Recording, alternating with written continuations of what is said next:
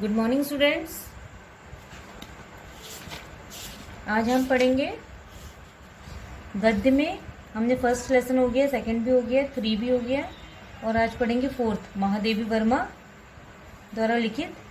महादेवी वर्मा की रचना कौन सी है? गिल्लू। लेकिन आज हम उनकी जीवनी पढ़ेंगे। लेसन 4 महादेवी वर्मा। और वीडियो देखते ही सब बच्चे अपनी अपनी बुक्स भी निकालेंगे। क्लियर? लेसन 4 महादेवी वर्मा। जीवन परिचय।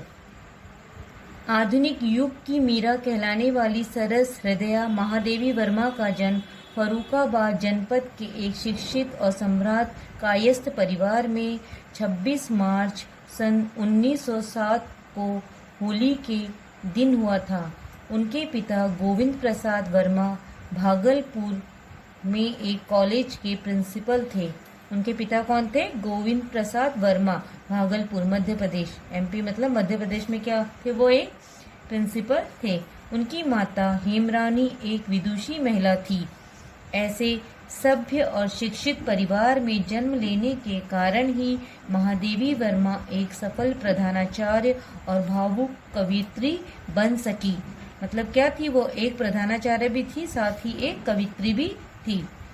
इंदौर में प्रारंभिक शिक्षा प्राप्त करने के पश्चात Crosthwaite girls college Allahabad में शिक्षा प्राप्त की। तत्पश्चात प्रयाग विश्वविद्यालय से संस्कृत में एमए की परीक्षा उत्तीर्ण की और इनका विवाह अल्पायु में ही हो गया था, किंतु अपने पति से वैचारिक साम्य न होने के कारण उनसे अलग रहने लगी थी। मतलब एमए की परीक्षा के दौरान ही उनका विवाह हो गया था और अपने पति से वैचारिक साम्य न होने के कारण वह उनसे अलग रहने भी लगी थी। उन्होंने दीर्घ काल तक प्रयाग महिला विद्यापीठ की प्रधानाचार्य के पद पर कार्य किया। ये बहुत कम ही बच्चों को पता होगा कि महादेवी वर्मा एक प्रयाग महिला विद्यापीठ की प्रधानाचार्य प्रिंसिपल के रूप में भी कार्य कर चुकी हैं। इससे कुछ वर्ष पूर्व उन्होंने चांद का संपादन भी कुशलता पूर्वक किया था। उन्हें सेक्सरिया एवं मंगला प्रसाद पुरस्कार से सम्मानित भी किया गया था। इसे अंडरलाइन करेंगे, सेक्सरिया एवं मंगल प्रसाद पुरस्कार से सम्मानित किया गया था। भारत सरकार ने भी उन्हें पद्म भूषण की उपाधि से अलंकृत किया। इनकी कृति यामा पर इंग्लैंड की तत्काल प्रधानमंत्री थेचर ने उन्हें ज्ञानपीठ पुरस्कार से सम्मानित किया। अंडरलाइन करेंगे, उनकी कौन सी कृति थी? यामा। और उन्हें इंग्लैंड की प्रधानमंत्री थेचर ने उन्हें ज्ञानपीठ पुरस्कार से सम्मानित किया था। आप उत्तर प्रदेश विधान परिषद की सम्मानित सदस्य भी रही हैं। महादेवी वर्मा एक तो प्रिंसिपल थी, कवित्री भी थी और साथ ही वह विधान परिषद की सम्मानित सदस्य भी थी। 11 सितंबर 1987 ईस्वी में हिंदी की इस अमर साधिका का असामयिक देहावसान प्रयाग में हो गया था। मतलब उनका निधन हो गया था। कहाँ? प्रयाग में। साहित्यिक परिचय। हिंदी गद्य साहित्य में महादेवी वर्मा यथार्थवादी आदर्श लेखिका के रूप में रही। आपने गद्य पद्य दोनों ही क्षेत्रों में समान ख्याति प्राप्त की। गद्य और पद्य मतलब उन्होंने कहानियां भी लिखी हैं और कविताएं भी लिखी हैं। यद्यपि आपका प्रमुख क्षेत्र काव्य रहा, लेकिन उनका प्रमुख क्षेत्र क्या था? काव्य। तथापि आपने उच्च कोटि की गद्य रचनाएं भी की हैं। गद्य में आपने आलोचना, निबंध, संस्मरण तथा रेखांचित आदि विविध गद्य विद्याओं पर लेखनी चलाई है। लेखन के गद्य में भी काव्यात्मकता विद्यमान है, जिसमें चित्रमयता एवं कल्पनाशीलता का भी पर्याय मिश्रण है। मतलब महादेवी वर्मा ने गद्य और पद्य में दोनों में ही उन्होंने अपनी रचनाएं लिखी हैं, लेकिन उनका मुख्य विषय क्या रहा है? काव्य क्षेत्र रहा है। काव्य क्षेत्र होने के बावजूद उन्होंने गद्य में भी बहुत सारी रचनाओं का चित्रण किया है। गद्य रचनाएं, उनकी कौन कौन सी गद्य रचनाएं थी? ये तो बहुत ही फेमस है। स्मृति की रेखाएं, अतीत के जलचित्र, श्रृंखला की कड़ियां, विवेचनात्मक गद्य और पद्य के साथी, क्षणदा और मेरा परिवार। अक्सर ये क्वेश्चन आता है कि स्मृति की रेखाएं के लेखक कौन है या लेखिका कौन है ना, किसके द्वारा रचित रचनाएं हैं। तो ये सब इनकी जितनी भी रचनाएं वो सब आपको अंडरलाइन करना और लर्न भी करेंगे। महादेवी वर्मा जी छायावादी कवियों के बृहत चतुष्ट प्रसाद, पंत निराला और महादेवी में से एक हैं। ये कौन सी युग की थी? छायावादी युग की थी। और उनकी कविताओं में वेदना का स्वर प्रधान है और भाव, संगीत तथा चित्र का पूर्व संगम है। यद्यपि उनका प्रमुख क्षेत्र काव्य रहा है, तथापि उन्होंने उच्च कोटि की गद्य रचनाएं भी की हैं। अभी हमने आपको बताया था उनका प्रमुख क्षेत्र क्या रहा है? काव्य। काव्य होने के बावजूद उन्होंने गद्य में भी उच्च कोटि की गद्य रचनाएं की हैं। यामा और दीपशिखा की भूमिकाओं में उन्होंने अपनी विशिष्ट साहित्यिक शैली में गंभीर आलोचनाएं लिखी हैं। इसे अंडरलाइन करेंगे। उनकी प्रमुख रचनाओं में क्या है? यामा और दीपशिखा। उनका विवेचनात्मक गद्य श्रृंखला की कड़ियां में मिलता है।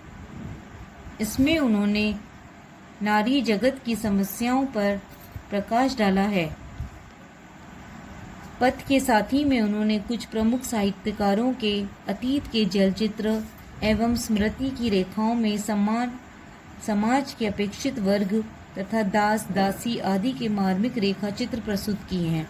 उन्होंने इन रचनाओं में अतीत के चलचित्र और स्मृति की रेखाएं, इसमें उन्होंने समाज के अपेक्षित वर्ग, मतलब अपेक्षित वर्ग निम्न वर्ग जिसकी अपेक्षा की जाती है, गरीब वर्ग के लोग, है ना, और जो तथा दास दासी का उन्होंने एक मार्मिक चित्रण किया है। मेरा परिवार में कुछ पालतू पशु पक्षियों के शब्द चित्र बड़े ही मार्मिक शैली में अंकित हैं। मेरा परिवार में, और वैसे भी महादेवी ने पशु पक्षियों के बारे में भी बहुत सारे और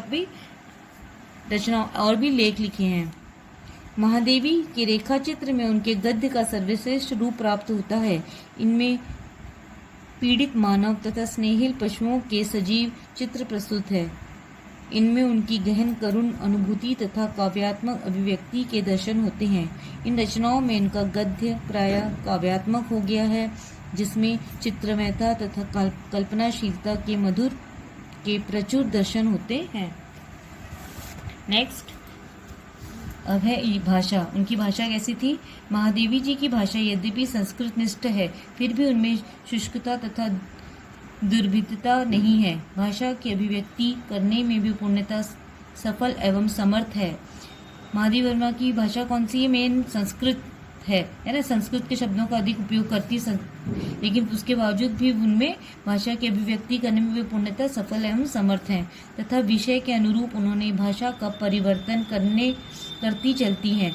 भाषा सजीव, प्रभावयुक्त एवं प्रभावपूर्ण है। चित्रात्मकता महादेवी की भाषा की प्रमुख विशेषता है। शब्द चयन एवं वाक्य विन्यास कलात्मक है। और शैली, महादेवी की शैली सरल एवं आकर्षक है। गद्य के क्षेत्र में महादेवी वर्मा ने प्रमुख रूप से 4 प्रकार की शैलियों को अपनाया है।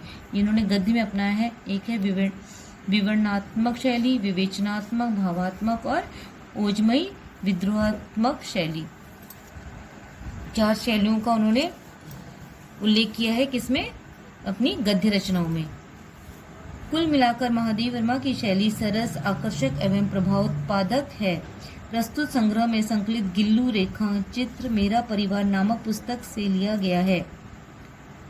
इसमें महादेवी जी ने एक कोमल लघु प्राण जीव गिलहरी की प्रकृति का मानवीय संवेदना तथा ममता के आधार पर चित्रण किया है। प्रस्तुत पाठ में लेखिका महादेवी वर्मा ने संसार के सभी अपेक्षित जीवों के प्रति लोगों को सहानुभूति, करुणा और वात्सल्य का भाव जागृत करने के लिए प्रेरित किया है। प्रस्तुति में आत्मीयता, ममता तथा स्नेहशील भावों का समन्वय है तथा शैली सरल, सरस, प्रभावपूर्ण तथा रोचक है। अब हम आगे जो उन्होंने उनकी द्वारा रचित रचना है गिल्लू, वो पढ़ेंगे, जिसमें उन्होंने एक गिलहरी की बहुत ही मानवीय संवेदना तथा ममता के आधार पर चित्रण किया है और आम जनता को जो अपेक्षित जीवों के प्रति लोगों को सहानुभूति और करुणा वात्सल्य का भाव भी जागृत करने के लिए प्रेरित किया है। मतलब जीव जंतु के प्रति दया की भावना जागृत करने के लिए कहा गया है। उनकी हत्या करना अपराध है और उन जीव जंतु को भी जीने का अधिकार है, इसीलिए उनकी हत्या हमें नहीं करनी चाहिए, बल्कि उन पर दया करनी चाहिए और उनको जहाँ तक हो सके पीने के लिए पानी, जैसे कहा जाता है कि छतों में अभी गर्मियों का टाइम है तो छतों में कम से कम एक छोटे से बर्तन में पानी भर के रख देना चाहिए। जो भी पक्षी है, पशु पक्षी हैं, वो पक्षी हैं जितने भी, वो उस पानी को पी सकें। तो कभी भी अगर आपके दरवाजे में भी कोई जानवर आता है तो कभी भी उसको ऐसे दुत्कारना नहीं चाहिए, बल्कि एक रोटी उसे हम दे सकते हैं। ठीक है, और ये हमारी जीवनी कंप्लीट हो गई है, और आपको होमवर्क में भी जीवनी ही करना है। और जीवनी को मैंने आपको बताया था कि 4 पॉइंट्स में करना है, वैसे आप करेंगे। और हिंदी के गद्य वाली कॉपी में आपको जीवनी करना है। नेक्स्ट क्लास में हम इसके लेसन को क्लियर करेंगे। ठीक है, ओके क्लास।